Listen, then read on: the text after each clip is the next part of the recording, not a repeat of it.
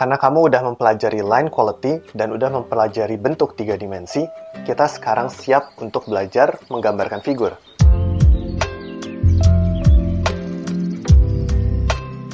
Kebanyakan pemula salah fokus saat mereka mulai belajar menggambarkan figur. Yang mereka pelajarin pertama itu langsung anatomi, atau arsiran, atau gimana bikin mata yang indah. Itu semua penting, tapi belakangan. Kalau kamu mau belajar menggambar figur dari nol, urutan belajarnya adalah gestur, proporsi, anatomi, pakaian, baru rendering. Gestur itu bagian yang paling penting yang harus kamu kuasai, nggak peduli style gambar kamu kayak apa. Kalau nggak percaya, aku mau nunjukin contoh yang menggambarkan seberapa penting gestur itu ketimbang aspek-aspek lainnya.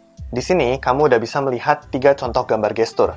Yang pertama saklek dan agak kaku, yang kedua lebih luas, yang terakhir dinamik banget. Saat mulai kita tambahkan volume ke figurnya, yang kaku makin kerasa kaku, dan yang dinamis makin kerasa dinamis. Hal ini makin kentara saat kita kasih anatomi. Di contoh yang pertama, meskipun anatominya tepat, tapi ya dia kelihatannya gitu aja. Yang kedua, dia lebih luas, dan yang ketiga, lebih ada emosinya. Inilah kenapa gestur itu penting banget, karena sebagai ilustrator, kita nggak cuma mencoba menggambarkan apa yang benar, tapi kita mencoba menggambarkan emosi. Kalau gestur kamu salah, mau seberapa benar hal-hal yang lainnya, anatomi, proporsi, dan lain-lain, emosi yang mau kamu gambarkan tidak akan tersampaikan. Nah, di sini aku mau ngajarin kamu tips gimana kamu bisa menggambarkan figur manusia dengan lebih luas. Buat kamu yang masih belajar dari nol banget, kamu bisa ikutin step by step gimana aku menggambarkan gestur. Kamu nanti fokus aja pada contoh yang ada di sebelah kiri layar. Sementara buat kamu yang lebih advance, kamu bisa ikutin contoh yang di sebelah kanan.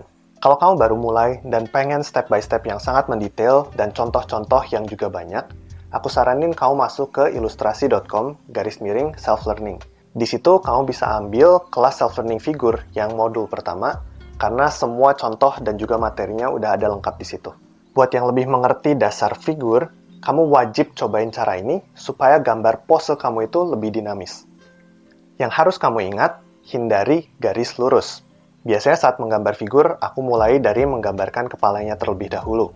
Pemula akan lebih mudah menggambarkan line of action itu mengikuti garis tulang belakang dan menggunakan garis yang lebih lurus dan kaku.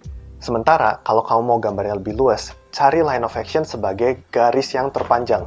Di sini, kamu jangan terlalu peduli soal proporsi dulu, tapi capture-lah gerakan. Kalau udah dapet line of action-nya, kita cari kemiringan pundak. Kamu bisa dengan saklek langsung pakai garis lurus dan mengira-ngira lebar pundaknya berapa, atau kamu bisa menggunakan garis yang lebih fluid. Baru, kamu potong kira-kira lebar pundaknya berapa. Lalu kamu temukan rusuknya, dan kamu gunakan prinsip yang sama untuk menemukan panggulnya juga. Dari sini aja udah kelihatan, kalau pakai garis lurus, panggulnya terlihat lebih kaku. Kalau kita lebih paham garis yang melengkung, panggulnya jadi terlihat lebih dinamis. Untuk pemula akan mudah menggunakan garis lurus dalam menemukan gerakan tangan dan kaki. Tapi kalau mau luas, aku sarankan gunakan garis-garis yang panjang dulu dan memanfaatkan kurva, baru kamu temukan kira-kira panjang dari lengan dan kaki ini berapa, dan kamu sambung bagian berikutnya dengan garis melengkung yang merepresentasikan gerakan. Memang di sini kelihatannya agak lebih berantakan, tapi saat udah kita hapus garis-garis yang kelebihannya, terlihat figur yang di sebelah kanan jadi lebih luas daripada figur yang sebelah kiri. Padahal proporsi dan juga pose mereka ini sama-sama aja. Mungkin di sini kamu merasa, ini efeknya nggak sebesar itu. Tapi ke depannya ini efeknya besar banget. Misalnya, kalau kita gunakan garis yang lurus untuk menambahkan volume pada figur yang sebelah kiri, ya figurnya kelihatan bener, tapi nggak ekspresif. Di sebelah kanan, tabung-tabung dan volume yang aku gunakan mengikuti garis lengkung yang tadi sudah kita buat. Alhasil, figurnya tetap kelihatan dinamis dan nggak jadi kaku. Belum lagi saat ditambahin anatomi, biasanya yang kaku ini gambarnya akan terlihat seperti tubuhnya terbuat dari sosis atau gumpalan daging. Ini karena awalnya gerakan kamu sudah kaku, lalu anatomi yang ditambahkan mereka hanya menumpuk di atas gerakan yang kaku itu aja. Sementara kalau gestur kamu luas seperti yang di kanan, anatomi kamu juga bisa mengikuti keluasan tersebut. Bisa dilihat arah gerak yang jelas ini menjadi panduan untuk arah gerak dari otot-otot yang ada di atas struktur kita.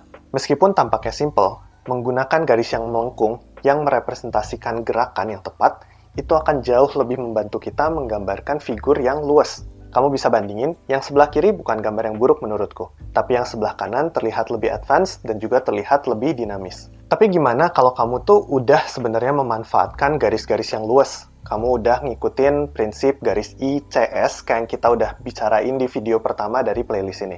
Pernah nggak sih kamu menanyakan ke diri kamu sendiri, gimana mau gambar pose aksi kalau gambar pose berdiri aja kelihatannya kaku? Aku sendiri dulu waktu mulai ngegambar, paling nggak bisa ngegambar orang berdiri yang tegak. Karena entah kenapa berdiri yang biasa aja tuh malah kelihatannya kaku. Ternyata setelah aku pelajari, ini karena aku nggak paham yang namanya kontraposto. Kontraposto itu adalah posisi saat berat badan kita menumpu pada satu kaki saja.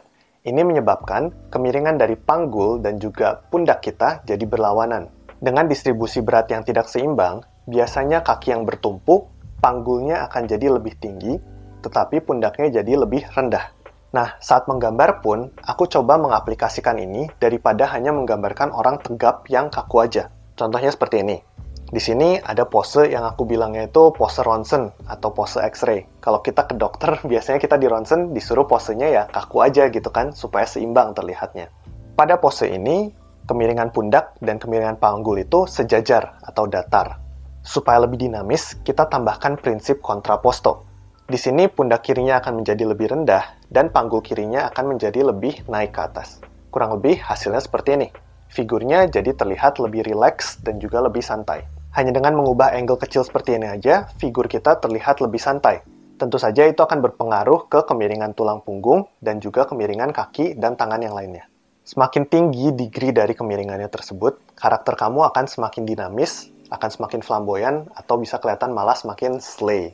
Jadi next time kalau kamu sedang menggambar dan kamu merasa kok karakter aku rasanya kaku banget ya, coba kamu masukkan prinsip kontraposto ini. Jadi untuk merangkum, supaya gambar figur kamu lebih luas, kamu bisa aplikasikan dua hal. Satu, hindari garis yang terlalu lurus, dan yang satu lagi, coba gunakan prinsip kontraposto dalam menggambar figur kamu. Ngegambar figur itu susah, dan kamu perlu banyak repetisi, kamu perlu banyak melihat referensi, dan kamu perlu melihat banyak contoh. Jadi aku saranin, kalau kamu memang serius ingin belajar, coba ambil kelas self-learning figur. Di kelas self-learning figur yang 1-3, aku udah bahas secara lengkap mulai dari ngegambar figur dari nol, sampai anatomi, sampai pakaiin baju, dan juga shadingnya. Di video berikutnya, kita akan explore beberapa alternatif untuk menggambarkan figur. Nggak cuma cara-cara yang konvensional, tapi cara-cara yang lebih menarik, sehingga kamu bisa lebih enjoy dalam berlatih menggambarkan figur. Kalau video yang bermanfaat, jangan lupa like, subscribe, dan komen, karena seperti biasa, itu akan membantu lebih banyak orang bisa menonton video ini. Semoga kamu makin rajin latihan, dan sampai jumpa di video-video yang berikutnya.